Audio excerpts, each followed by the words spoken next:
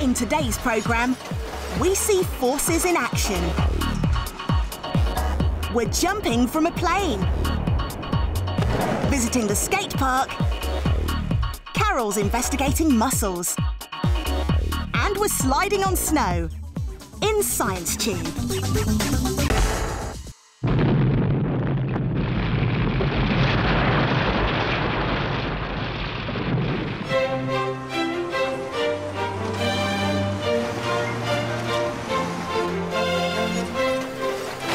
A good way of understanding forces is to see them in action.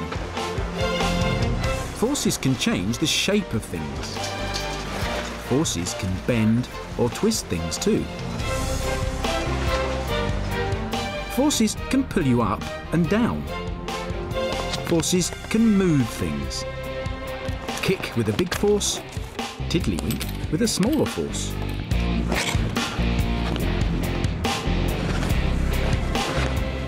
Forces make things move and stop them from moving.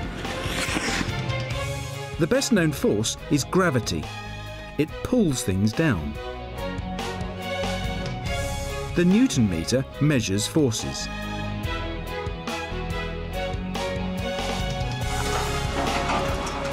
Forces are in action, around us, all day, every day.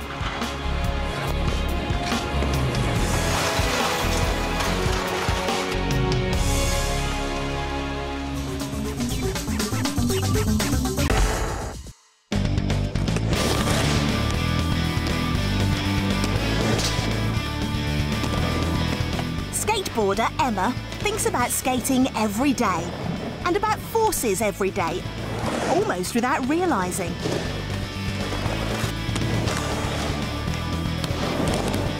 It all looks simple when you're this experienced, but when you start, it's a real challenge. So understanding forces can take you from this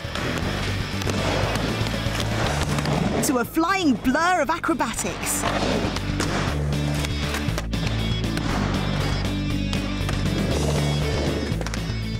Today, Emma's choosing a new board. So, looking at the basics, she needs two things: something to stand on and something to ride on. Parts that take us to the extremes of friction. You stand on this, the deck. It's made of flexible wood. Good for jumping, but very smooth. So pushing off on a board would be almost impossible. You need as much friction as possible between your shoe and the board. This grip tape does exactly that, grips. The rough surface grips the shoes onto the tape.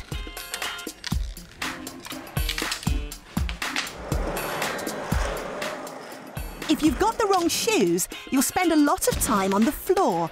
They need to have really flat bottoms. The greater the area of shoe that's in contact with the board, the greater the friction. So friction can be a useful force, and here it needs to be high so your feet stay in contact with the board.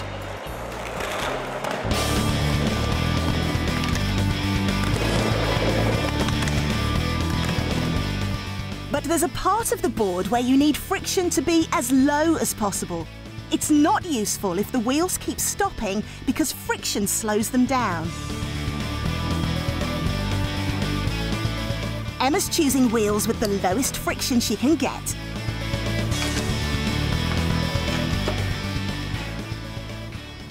Even so, sometimes the skaters are off the wheels. Emma's waxing the bar. The wax makes a really smooth layer on the top of the metal so that the bar shouldn't catch the bottom of the board. The friction will be reduced.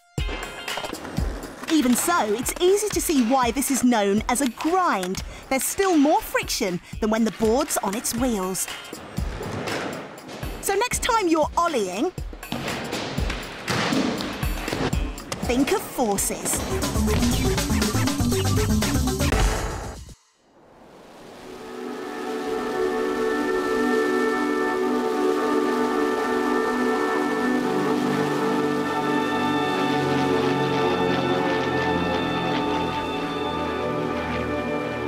Skydivers in free fall, moving through the air at twice the speed of cars on the fastest motorway. They make it look graceful and elegant. But all that stands between them and certain death is the science of forces. They're falling because of gravity. This force attracts the skydivers towards the Earth.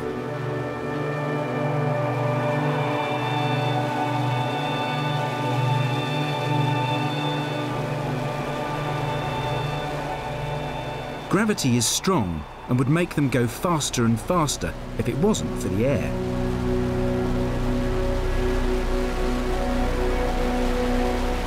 The air rushing past them is far louder than on the windiest day on the ground. At these speeds, the air pushes back quite hard. It's another force, air resistance. Air resistance is another force pushing them in the other direction. But it's not enough to slow them down to land safely. That's where this comes in. It's a parachute, designed to catch the air.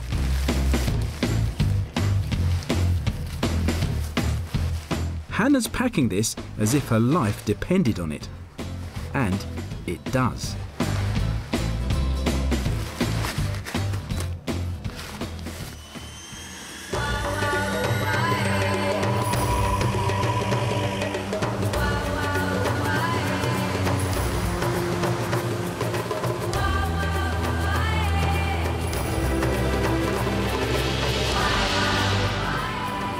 As Hannah jumps out of the plane, gravity takes over and she goes faster and faster. Eventually, at about 200 kilometers an hour, air resistance pushes back so hard that she gets no faster. But she won't slow down either. So, it's the moment to find out just how well she's packed that parachute. Perfect. The huge canopy increases the air resistance and slows her down dramatically. Now the pull of gravity and the push of the air are nearly equal at a much lower speed. And Hannah falls back to Earth in perfect safety. Gravity and air resistance, two forces to remember if you jump out of a plane.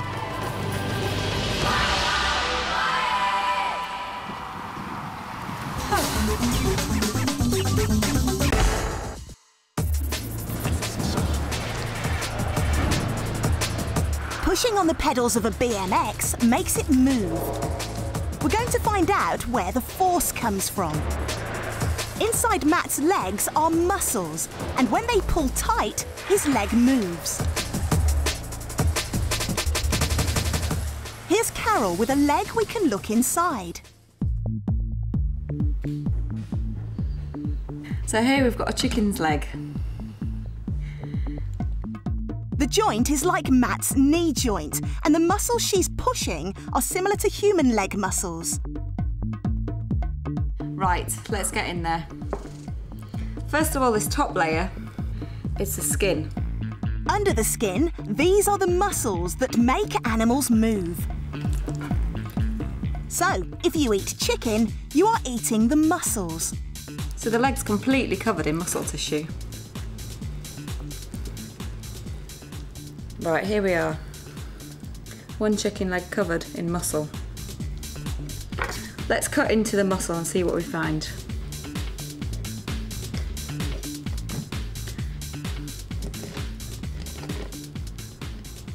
See this white stringy bit? This is called a tendon, and it's what attaches the muscle to the bone. And the tendons are particularly strong and difficult to cut through.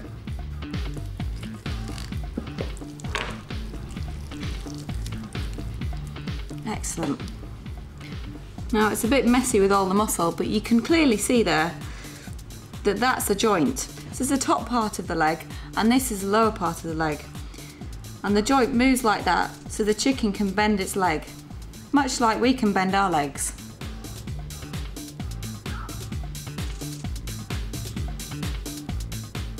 So it's muscles that make the pulling forces that make us move.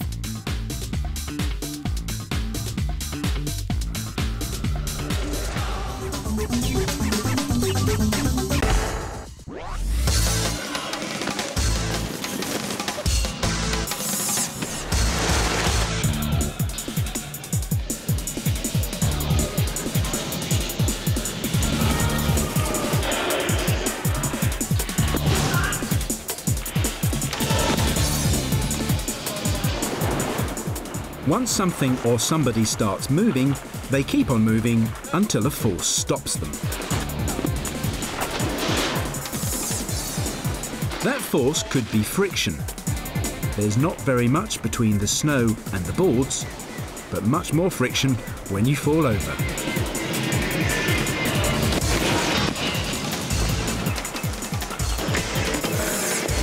Or at the top of the slope, it could be gravity that stops you.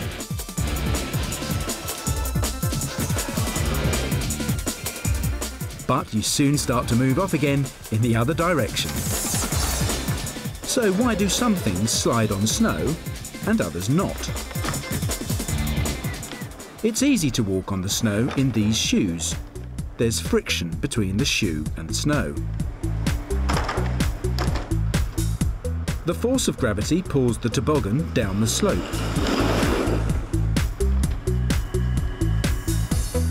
It's greater than the force of friction between the snow and the toboggan. But on the toboggan, you can change the friction as you go down. Gemma's putting the brakes on. This makes the metal piece stick into the snow. Now there's a lot of friction between the toboggan and the snow, and Gemma slows down. Gemma and Claire are switching to snowboards. How do snowboards start and stop? The bottom of the snowboard is really smooth. At the top of the slope, Gemma and Claire tilt their boards. This reduces the force of friction between the snow and the board. The force of gravity takes over and pulls them down the slope. The snowboard skims the smooth surface of the snow. Once it has started, there's very little friction to slow it down, so they glide to the bottom. To try again, you have to overcome the force of gravity using the lift to go uphill.